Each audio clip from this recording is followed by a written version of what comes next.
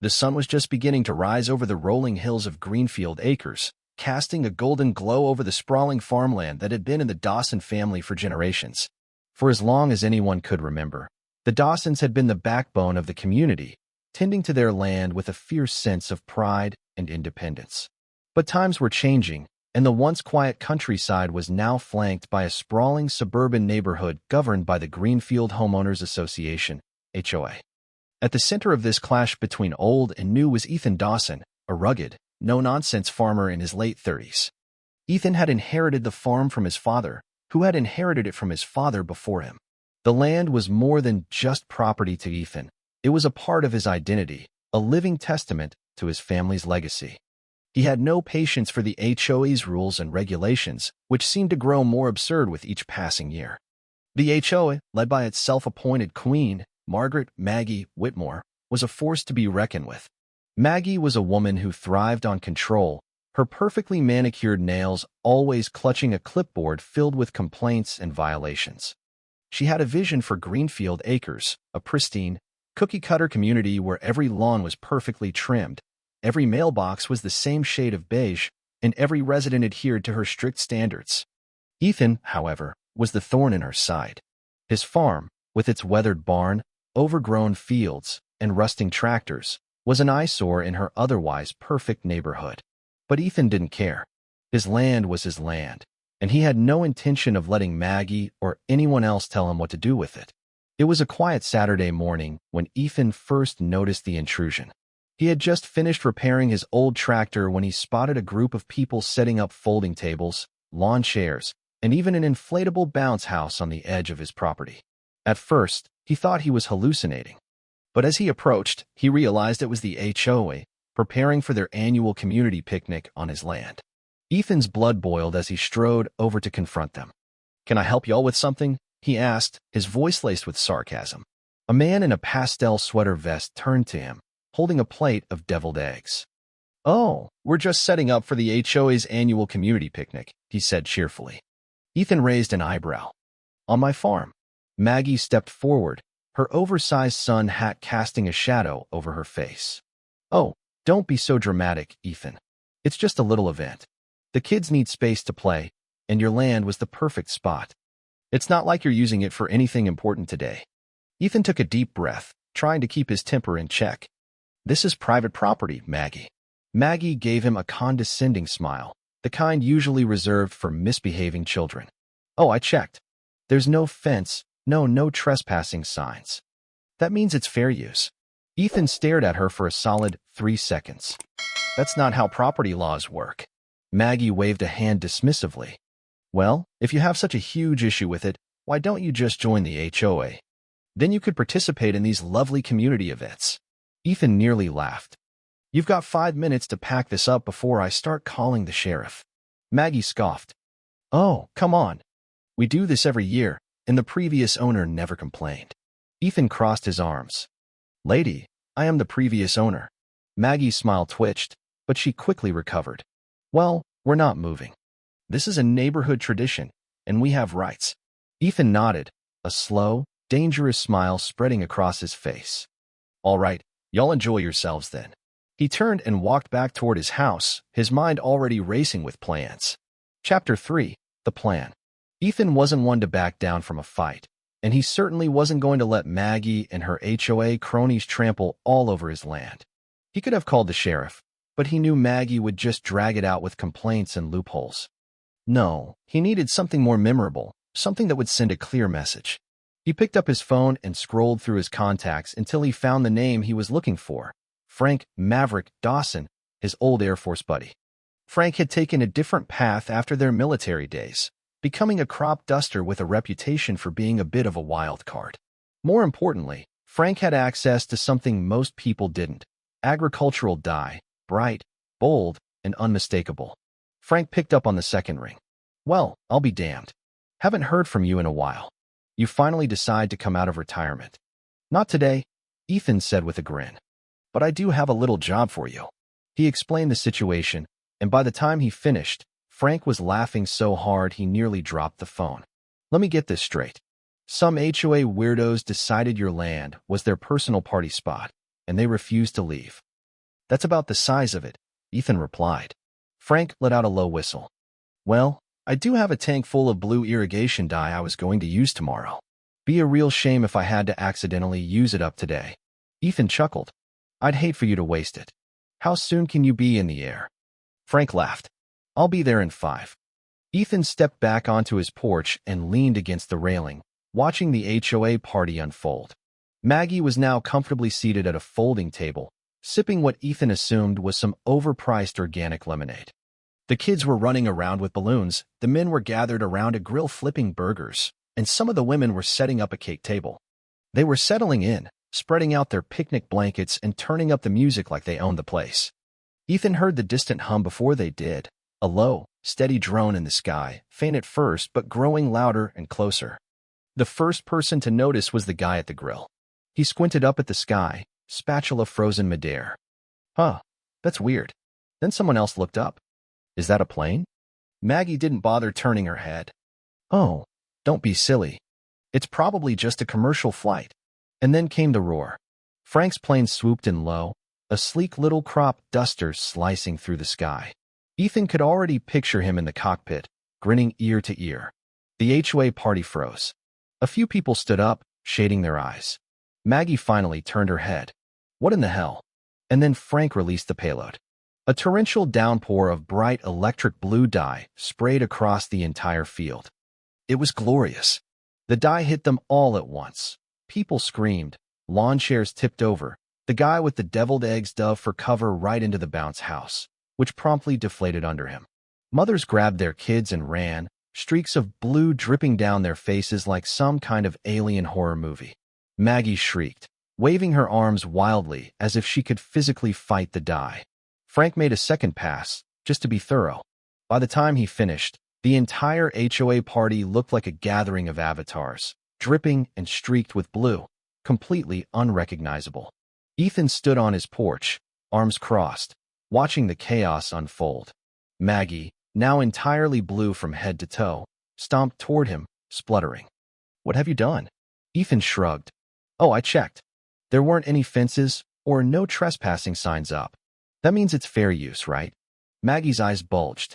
For a moment, all she could do was stand there, dripping blue, her mouth opening and closing like a fish out of water. Around her, the rest of the HOA was in full-blown retreat mode. Mothers bundling up their now snuff-colored kids, men scrambling to grab their belongings, and at least 3 people slipping in the blue-drenched grass. It was a thing of beauty. The HOA left in a hurry, but the damage was done. By the time they made it back to their pristine little neighborhood, word had already spread. Neighbors stepped out onto their porches, some gasping, some covering their mouths in horror, a few kids pointing and laughing. One old man watering his lawn took a long, slow sip from his beer and muttered, "Well, I'll be damned." Maggie led the charge, marching down the sidewalk like a furious blueberry general. Behind her, the rest of the HOA followed, men, women, children, even pets, all covered in dye. "Mom, why is Mrs. Whitmore blue?" a little girl asked from a nearby driveway. "Don't stare, sweetie," her mother whispered, though she was very much staring herself. Maggie clenched her fists. "Inside, all of you," she barked, but there was no escaping the judgmental eyes of their neighbors. The incident, which quickly became known as the Blue Reckoning, refused to die. In a small, nosy community like Greenfield Acres, something this ridiculous didn't just get forgotten, it became legend. The neighborhood kids turned it into a folk tale, whispering about the farmer who could turn trespassers blue with a single call to his crop-dusting friend. Ethan, for his part, enjoyed the newfound peace. The HOA stayed on their side of the line, and he kept farming on his. But every once in a while, he'd see little reminders of that glorious day, like the one stubborn blue patch on Maggie's front porch railing that just wouldn't scrub off, or the faded streaks on a few of the sidewalks where people had run through still wet dye. And then there was the package that showed up on his doorstep one day, a plain cardboard box containing a blue HOA t-shirt, a gift from a local creative advertising agency. Ethan laughed so hard, he nearly fell off the porch. Months passed, but the memory of the Blue Reckoning lingered. Maggie, once the undisputed queen of the HOA, had gone quiet. No more surprise community events on Ethan's land. No more veiled threats about joining the HOA, no more Maggie. One day, Ethan was out fixing his fence when a car pulled up near his property line. It was Maggie. She stepped out, looking normal. No more blue tint, no more wild eyes of vengeance. She just stood there, hands clenched at her sides. Ethan didn't say anything, just waited. Finally, after a long, awkward silence, she cleared her throat. "We won't be using your land anymore." Ethan smirked. "Oh, you sure? I was going to get some pink dye for next time." Maggie's eye twitched, but she held her tongue. She nodded stiffly, got back in her car, and drove away. And just like that, the war was over. Ethan went back to his farm, his land, his life. But every once in a while, he'd look out over the fields and smile, knowing that he had become a local legend, the farmer who taught the HOA a lesson they'd never forget. And if they ever dared to try again, well, Frank still had plenty of dye. Years later, the story of the Blue Reckoning was still told in Greenfield Acres, passed down from one generation to the next. The kids who had been there that day grew up, but they never forgot the sight of their parents and neighbors running for cover, drenched in bright blue dye. It became a cautionary tale, a reminder that sometimes the quiet farmer with the old tractor and the weathered barn was not to be underestimated. Ethan, now in his 50s, still worked the land, his hands calloused from years of hard work. He had no regrets. His farm was his sanctuary, his legacy, and he had defended it with everything he had. And as for Maggie, she eventually moved away, unable to escape the whispers and the laughter. The HOA found a new leader, one who was a little less eager to push boundaries and a little more respectful of the old ways. But every now and then, on a quiet Saturday morning, Ethan would look up at the sky and smile, remembering the day he turned the HOA blue. And he knew, without a doubt, that he had won. The peace that followed the Blue Reckoning was short-lived. While Maggie Whitmore had retreated into the shadows, her influence over the HOA had not entirely waned. In her absence, a new figure emerged to take the reins, Victor Langston, a shrewd real estate developer with a vision far more ambitious than Maggie's. Victor had his eyes set on Greenfield Acres, and he saw Ethan's farm as the last obstacle standing in the way of his grand plan, a sprawling, upscale housing development that would transform the rural community into a suburban utopia. Victor was everything Maggie wasn't: charismatic, calculating, and utterly ruthless. He didn't care about petty HOA rules or neighborhood traditions. His goal was profit, and he was willing to do whatever it took to get it. Ethan first heard about Victor's plans from Clara, the owner of the local general store and one of the few people in town who still valued the old ways. "He's been meeting with the HOA board," Clara said, her voice low as she handed Ethan a bag of feed. "Word is, he's got them all wrapped around his finger. They're talking about rezoning your land, Ethan." Ethan's jaw tightened. They can try. But deep down, he knew this was different. Victor wasn't just another HOA busybody. He was a man with resources, connections, and a relentless drive to get what he wanted. And he wasn't going to be deterred by a little blue dye. A few days later, Ethan was out in the fields when a sleek black SUV pulled up to the edge of his property. Victor stepped out, dressed in a tailored suit that looked out of place against the backdrop of Ethan's weathered barn and rusting tractors. "Mr. Dawson," Victor said, extending a hand. "Victor Langston, I've heard a lot about you." Ethan ignored the handshake, leaning on his shovel instead. "What do you want, Langston?" Victor smiled, unfazed. "Straight to the point. I like that. I'll cut to the chase. I'm here to make you an offer. A generous one. I want to buy your land." Ethan snorted. "Not interested." Victor's smile didn't waver. "I understand your attachment to this place. It's been in your family for generations. But times are changing, Mr. Dawson. This land could be so much more than a farm. Imagine a community of beautiful homes, parks, schools, a place where families can thrive." "I've already got a thriving community," Ethan shot back. "It's called nature, and it doesn't need your help." Victor's eyes narrowed, but he kept his tone smooth. "Think about it, Mr. Dawson. This is a once-in-a-lifetime opportunity. You could retire comfortably, live the good life. Why cling to a dying way of life when you could have so much more?" Ethan's grip tightened on the shovel.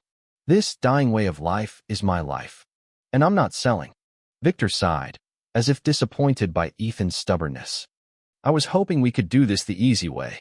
But if you're determined to make things difficult, so be it. With that, he turned and walked back to his SUV, leaving Ethan standing in the field, a sense of unease settling over him. Victor's next move came swiftly. Within weeks, the HOA announced a series of new regulations targeting Ethan's farm.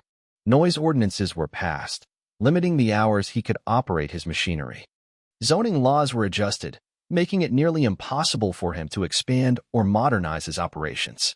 And then there were the inspections. Endless, intrusive inspections that seemed designed to harass him at every turn. Ethan fought back as best he could, but it was a losing battle. Victor had the HOA, the local government, and even some of the townspeople on his side. The narrative was clear. Ethan was a relic of the past, standing in the way of progress. But Ethan wasn't alone.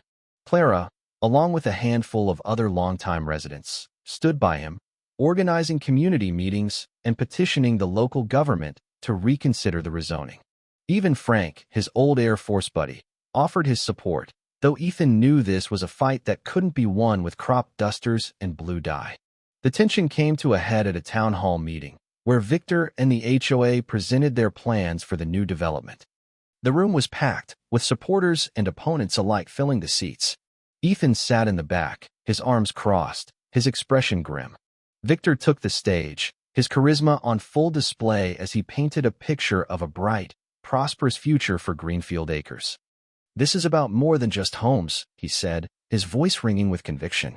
"This is about opportunity, about growth, about creating a community where our children and grandchildren can thrive." The crowd erupted into applause, but Ethan stood up, his voice cutting through the noise. "And what about the community we already have? What about the farmers, the families, the people who've lived here for generations? Are we just supposed to step aside so you can bulldoze our way of life?" The room fell silent, all eyes turning to Ethan. Victor's smile faltered for a moment, but he quickly recovered. "Change is never easy, Mr. Dawson, but it's necessary. We can't let sentimentality stand in the way of progress." Ethan's eyes burned with defiance. "This isn't progress. It's greed. And I'm not going to let you take my land without a fight." The room erupted into chaos, with shouts and arguments breaking out on all sides. But as Ethan walked out, he knew the real battle was just beginning. In the weeks that followed, Ethan and his allies worked tirelessly to rally support. They organized protests, circulated petitions, and even reached out to environmental groups, highlighting the ecological impact of Victor's proposed development. But Victor had deep pockets and powerful allies, and it seemed like every step forward was met with 2 steps back. Then, one evening, as Ethan was working in the barn, he heard a knock on the door.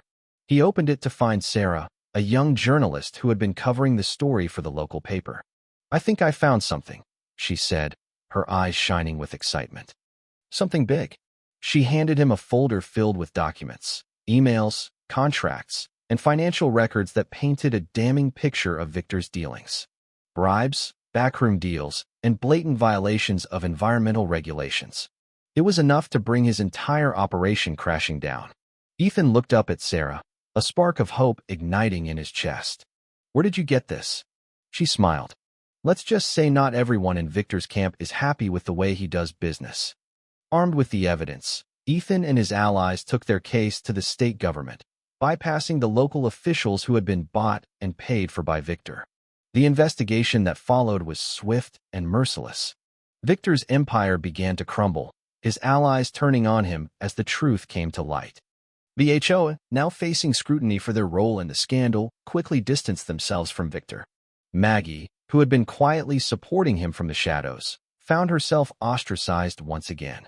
And Victor himself, facing multiple charges of corruption and fraud, fled the state, leaving his grand plans in ruins. With Victor gone and the HOA in disarray, Greenfield Acres began to heal. The rezoning plans were scrapped, and the community came together to preserve the land that had been fought over for so long. Ethan's farm, once seen as a relic of the past, became a symbol of resilience and hope. But Ethan knew the fight wasn't over. There would always be people like Victor, eager to exploit the land for their own gain. And there would always be people like him, willing to stand up and fight for what they believed in. As he stood on his porch, watching the sun set over the fields, Ethan felt a sense of peace he hadn't known in years. The land was his, and it would remain his, no matter what challenges lay ahead. And if anyone dared to try and take it from him again, well, Frank still had plenty of die. Thank you for taking the time to listen to today's story on Store of Good Stories. If this story touched your heart or made you think, don't forget to hit like and share the video to spread this positive message to more people. And if this is your first time here, make sure to subscribe and turn on the notification bell so you won't miss any of the meaningful stories we share every week. Your support is the biggest motivation for Store of Good Stories to keep bringing heartfelt and valuable stories to you. See you in the next video.